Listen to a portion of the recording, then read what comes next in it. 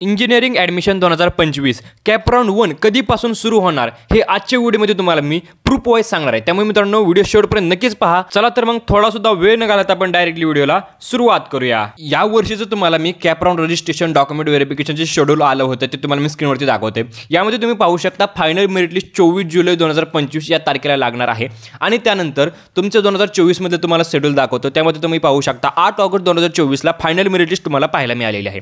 जर वर्षाच्या ट्रेंड प्रमाणे मित्रांनो ज्या दिवशी फायनल मेरिट लिस्ट येते त्याच्या दुसऱ्या दिवशीपासून तुमचं ऑप्शन फॉर्म फिलिंग म्हणजे तुम्हाला कॉलेज लिस्ट अपलोड करायची असते। लास्ट इयर मित्रांनो 9, 10, 11 या 3 दिवसांमध्ये तुम्हाला ऑप्शन फॉर्म फिलिंग करायची होते। आता मित्रांनो त्यानुसार या वर्षी पण तुम्हाला 25, 26, 27 या 3 दिवसांमध्ये तुम्हाला ऑप्शन फॉर्म फिलिंग करायचे आहे, कॉलेज लिस्ट अपलोड करायचे आहे। त्यानंतर मित्रांनो 11 नंतर तुम्ही 12 आणि 13 हे 2 दिवस सोडले की मित्रांनो तुम्हाला 14 तारखेला तुमचा रिझल्ट पाहायला मिळाला होता। म्हणजे तुम्हाला 14 ऑगस्ट 2024 मध्ये तुमची अलॉटमेंट तुम्हाला पाहायला मिळाली। तुम्ही तुमचे कॅप राऊंड 1 ला कोणतं कॉलेज लागले का नाही ते तुम्हाला समजलं होतं। त्यानुसार मित्रांनो या वर्षी पण 28, 29 हे 2 दिवस सोडले तर 30 किंवा 1 तारखेला मित्रांनो तुमची अलॉटमेंट तुम्हाला पाहायला मिळेल आणि त्यानंतर तुम्हाला 2-3 दिवसांमध्ये तुमचं कॉलेज कन्फर्मेशन करायचं असणार आहे। अशा प्रकारे मित्रांनो तुमचं कॅप राऊंड 1चं शेड्यूल असेल। मित्रांनो हे टेंटेटिव्ह शेड्यूल सांगितलेलं मी तुम्हाला, अजून ऑफिशियल शेड्यूल आलेलं नाहीये।